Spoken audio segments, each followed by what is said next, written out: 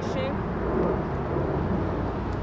pertaining to the police in the city of Newark and the towing practices that are occurring. If you have not shared this live, please share this live. It is very important that the outreach of this message gets heard loud and clear throughout not just our community on a municipal level, but through the community on a county level, as well as a state level, also on a national level, because we're going to connect how all of these different parts of government can, will, and are currently impacting our situation here in Newark. So again, I just want to say thank you to BASA News for coming out here so impromptu to actually cover this story. We have a lot of challenges as it is, just getting our story and our struggles out there in the Newark community without us having the Star Ledger anymore, yes. With us losing a lot of very important, essential, if you will, reporters of news. And so that's what my speech is going to be about today. I want to be very succinct. That's why I wrote everything down. Usually I go from the top of my head, which I can.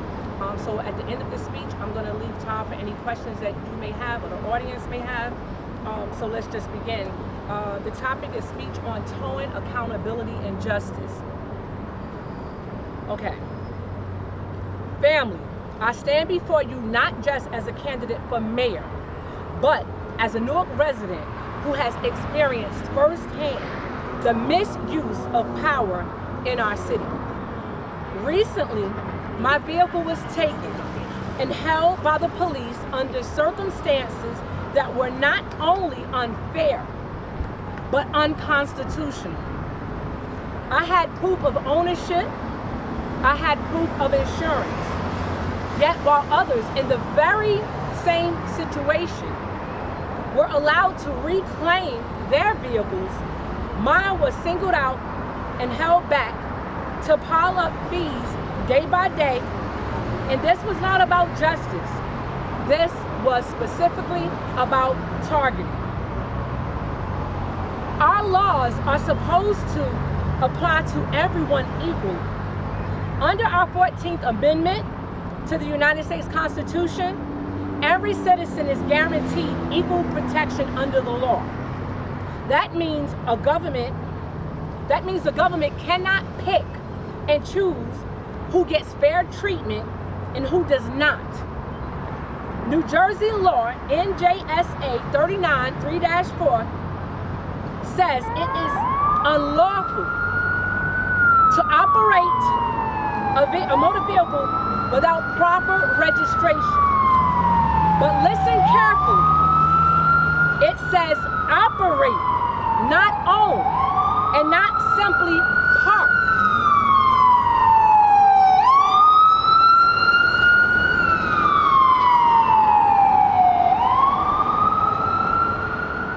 Again, very carefully, listen, it says to operate, not own, and not simply park.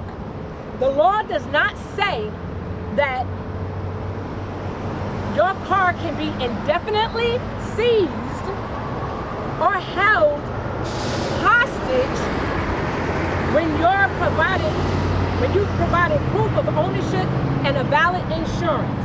That's right. And yet, while again others in Newark has had their cars released to the tow yard, mine was deliberately withheld. That is not enforcement. That's selective enforcement. And selective enforcement is unconstitutional.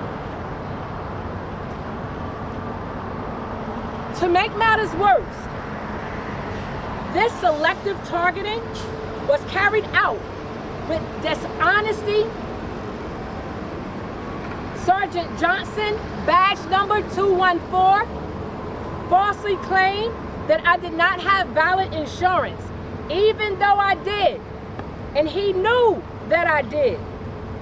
Instead of correcting that falsehood, Lieutenant Baker from Internal Affairs chose to side with the Newark police, allowing misconduct to stand, rather than holding his fellow officers accountable. And let me be clear, this is not the first time Internal Affairs has failed to protect Newark's residents.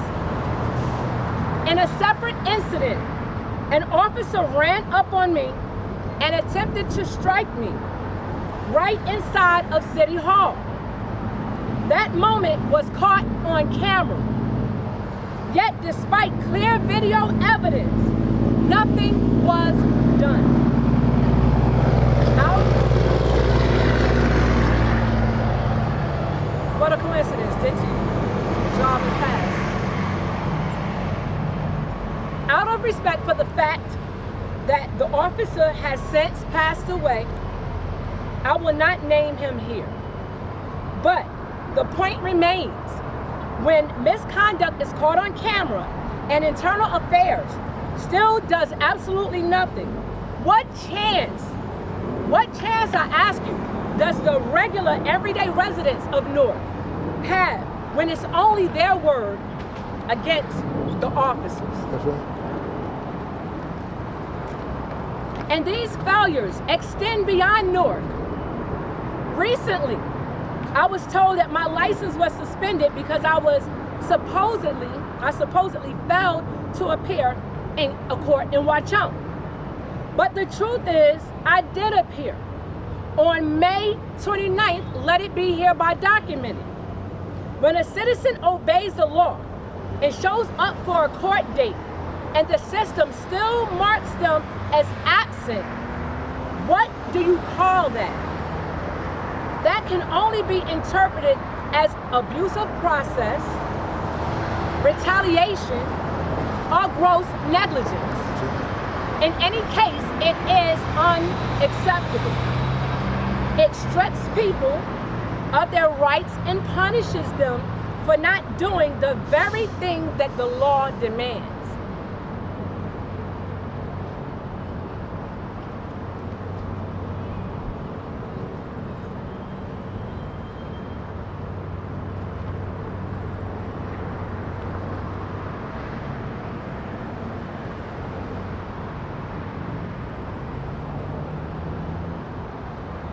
Now about obstruction and current towing ordinance. And this isn't only about me. Residents across Newark are told that the only person who can help them is conveniently on vacation or not available.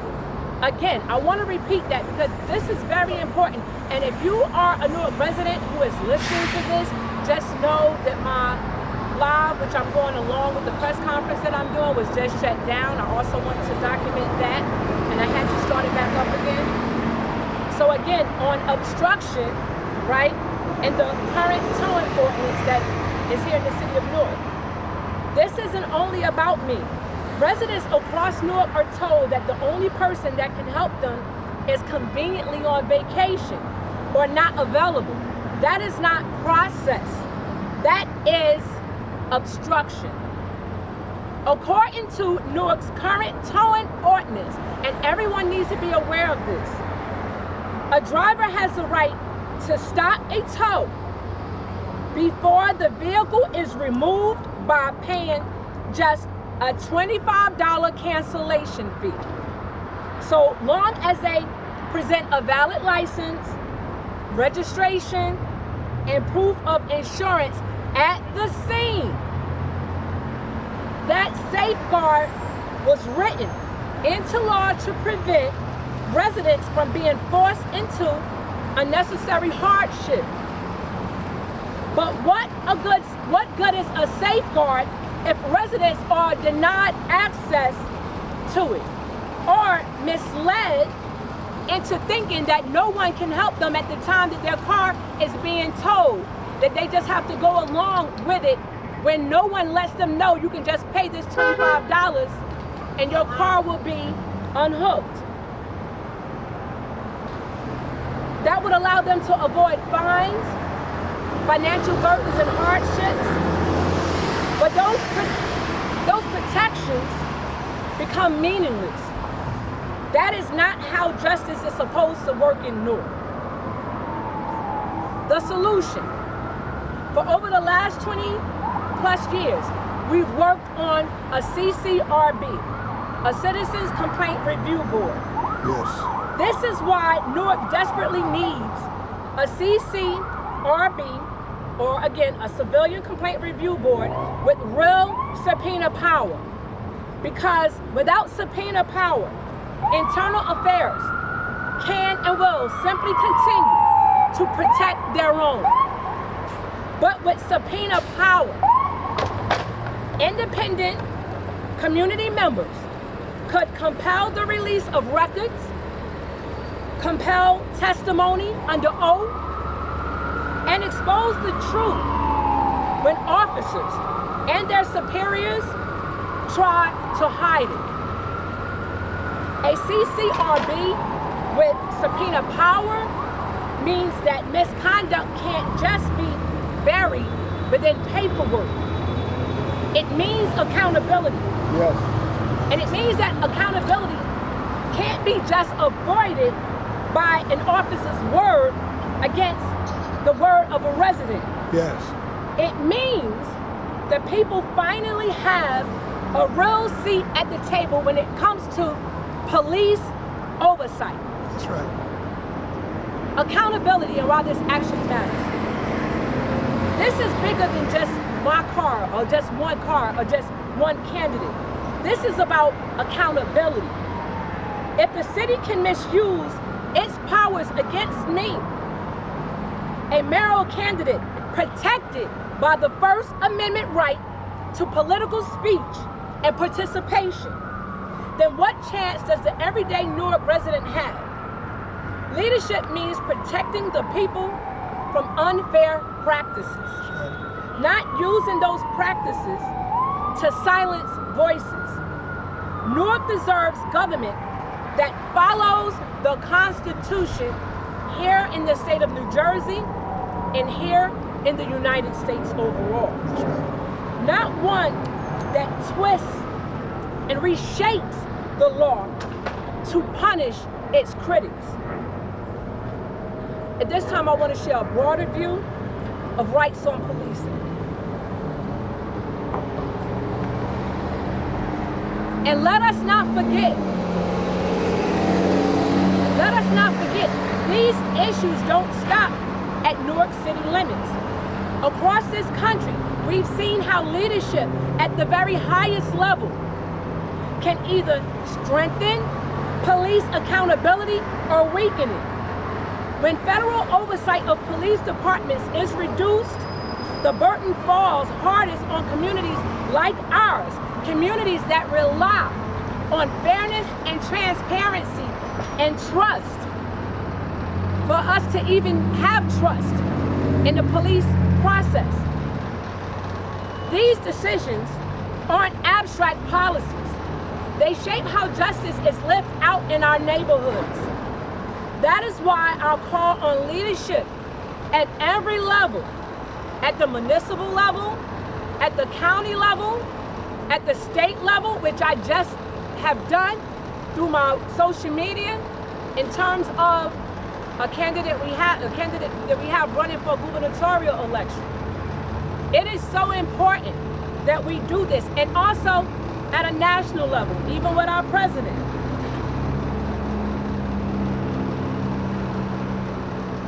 To recognize that accountability in policing is not optional. It is absolutely essential.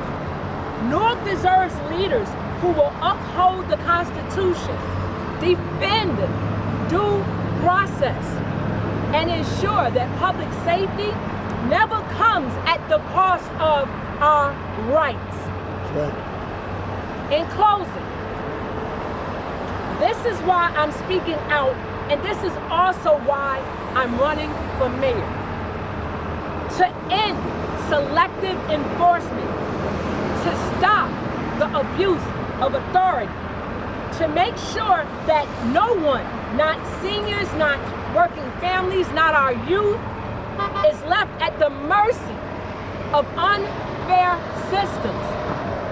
A space where economically we are challenged to even have sufficient representation in the courts of law. where we do not always even understand the legalese that is used. And that will be another press conference for another day, because this is going to be ongoing. But let me be very clear about my next steps. I will be filing formal complaints with the New Jersey Attorney General's office and with federal authorities, because Newark residents deserve oversight when local systems fail.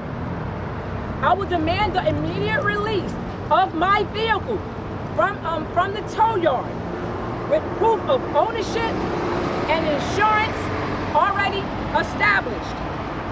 I will continue documenting these reoccurring and ongoing injustices, not only for myself, but for every resident who has been told that they have no recourse of action. I will keep fighting for CCRB with subpoena power so that Newark residents can never ever again have to depend on internal affairs to police the police.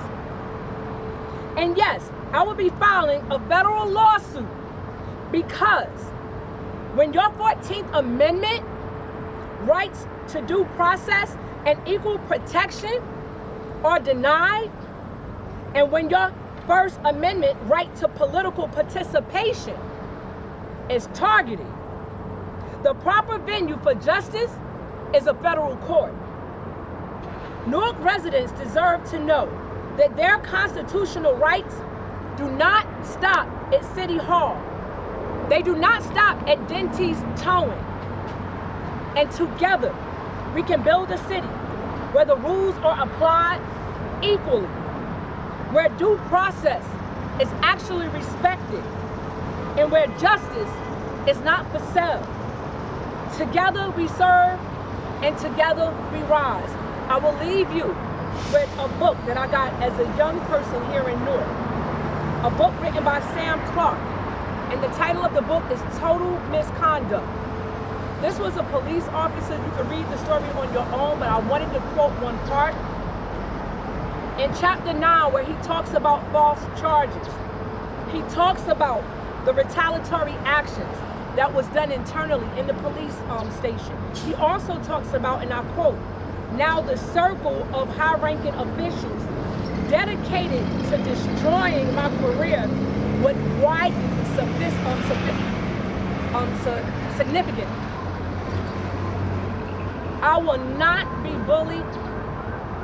I will not have anybody tell me that the rights that belong to me, to tell my constituents that the rights that belong to all of us are going to be denied. We will not allow this by the city's municipality. We will not deny this by the police in this city. You cannot kidnap somebody's car. If that car, I want to say again because it's very important, is being towed and you get there before it is towed. Right now, currently, there's a city ordinance that speaks to if you pay $25, they need to let that car down, and that ordinance is not being followed, it is not being supported, and it's not being backed up, not even by the internal affairs. I will continue on this fight because this is about equality, this is about rights, and we will have no rights that we don't stand together in unison to support. Thank you. At this time, if there's any questions, I'll take them. Yes, Zachariah Jackson, BASA News. Why do you think they target you, Sheila? Well, that's a great question. I believe that they target me because as per this book that was written, Total Misconduct, this book was written in 1996. And basically, there's a machine here. There's a political machine. There's a very strong police unit that they are used to a certain way that they do things, a certain practice that they've been able to get away with doing things without significant justice coming to them. Which is why, again, we're fighting for the CCRB for over the course of 20 years. It took a long time to establish that, and to this day, they still don't have, again, as I said earlier in my speech, subpoena power, and that's what's really important to have. Okay. Do you think that out of all this that you're doing, you think that justice is going to come your way? Because yes, justice is definitely going to come my way because I don't stop. I'm a fighter. I was born and raised here in the city of Newark, and I understand what fighting means. I have ancestors that fought for our civil rights, which right now are being threatened on a national level. And that's why it's important to make sure that local leadership understands that we will not allow for any threat to our rights on a local level or a national level. And the time is now for us to stand together and demand that those rights be respected. And not just by leadership, but by police that are community servants as well. yes, that's true. Let me ask you this right here. When is the election for the mayor? The most recent, the election for mayor, mayor of the city of Newark is scheduled to be had in May of 2026. Oh, next year. Oh, wow. Wow. Okay. So, but this is a lifestyle for me. Sure. This is not something that I'm doing just for an election. This is the way that I live my life in service, and I live that through in a way that I want to show other people that this is how this looks. Currently, you can join me on my social media: Facebook, Sheila Montague, on Instagram, Silver Bullet, which stands for the solution. And what I'm doing is I'm doing a 300 reason campaign why the community should vote for me. And it's very imperative that that happens because a lot of people historically ask people who are already in the seat, who should I vote for? And it's very important that they have information that they can easily get to see why they should vote for a person. And it not just be about aesthetics, it not just be about the money, because we've seen how doing that does not bode well with the different developments that we have here, with the with housing, with illegal evictions. There are a lot of things that are going on that's just not right, that needs remedy. And the only way we get that is fighting for that together. Okay. Again, this is Zachariah Jackson, BASA News. Good night.